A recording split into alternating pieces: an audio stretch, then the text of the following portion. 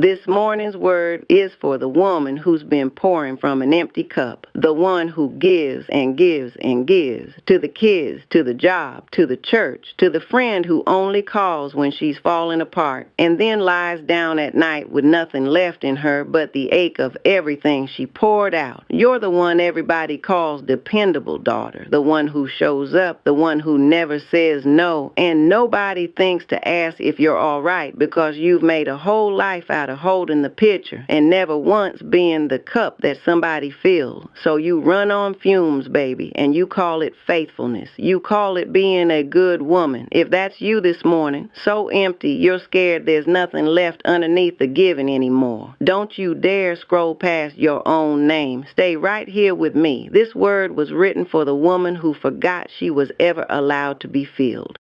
Let me be honest with you the way somebody who loves you would before I hand you one comforting thing. I'm not going to tell you you're just a little tired and a good night's sleep will fix it. You know the difference between tired and empty, and this is empty. And I'm not going to pretend the people leaning on you always deserved everything you gave. Some of them took, daughter, and never turned around to see if you were still standing. That was real. Pouring yourself out until there was nothing left wasn't only love. Somewhere along the way, you started to believe your worth was in your usefulness. That if you ever stopped giving, stopped producing, stopped being needed, there'd be no reason left to keep you. So hear me clearly, baby. If the empty has gotten so deep, you stop being able to feel much of anything. If something in you has quietly gone dark, that is not a weight to carry alone, and it is worth telling a doctor or a counselor or a pastor you trust today. This word is real, but it is not a substitute for help, and letting someone pour back into you is not weakness. It's how you were built. Now hear this next part all the way down. Empty is not the end of your story, it's the beginning of being filled.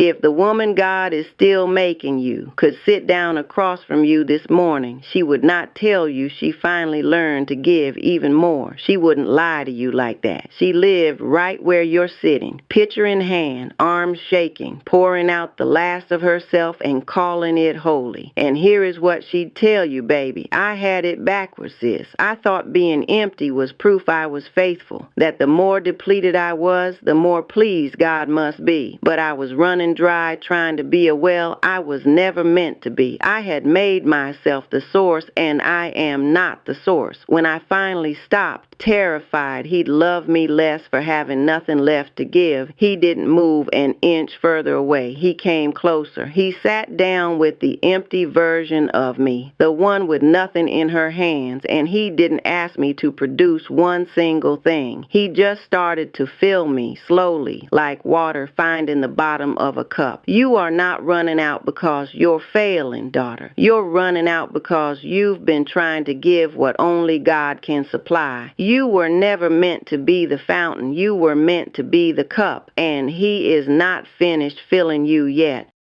There is one place in Scripture the woman God is making you goes back to every time the empty gets loud. It's in John, the 4th chapter, and you have to hear who Jesus is talking to, baby, because it'll undo you. He's sitting at a well in the heat of the day talking to a woman, a tired, worn down, looked down on woman who came to draw water alone at the hottest hour so she wouldn't have to face anybody. A woman running on empty, and He doesn't hand her a to-do list. He offers her water. Listen, John 4, verse 13 and 14. Everyone who drinks of this water will be thirsty again, but whoever drinks of the water that I will give him will never be thirsty again. The water that I will give him will become in him a spring of water welling up to eternal life. Sit with that, daughter. Now this is your auntie talking, not the verse. Hear what He said to a woman with an empty bucket. He did not say, go draw harder. He did not say, carry more. He said, I will put a spring inside you. In His first place, Jesus was offering her the living water of His Spirit and eternal life. Not a fuller schedule, not an easier road, but hear the shape of it, baby. The God you've been pouring yourself out for wants to become a spring that wells up from inside you. You've been hauling water in a bucket that keeps running dry. He is offering to be the source Himself.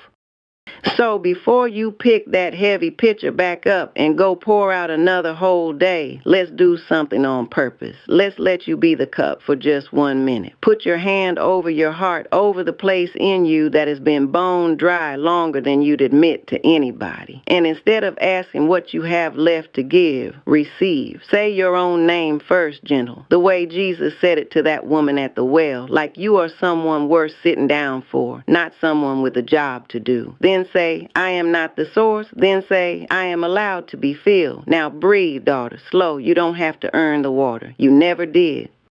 So here's your word sealed. You came in this morning believing that being empty was the price of being good, that faithfulness meant pouring until there was nothing left of you. Hear the truth sealed over it, daughter of the King. Carry these 3 things into your day. 1, your worth was never in your usefulness. You are loved as a daughter, not valued as a supply. 2, you were never meant to be the source. You are the cup, and God Himself is the spring that fills you. 3, resting, receiving, being poured back into, that is not you failing at faithfulness. It's you finally living like the water is free. Let yourself be filled today, baby, on purpose, before you pour one more drop.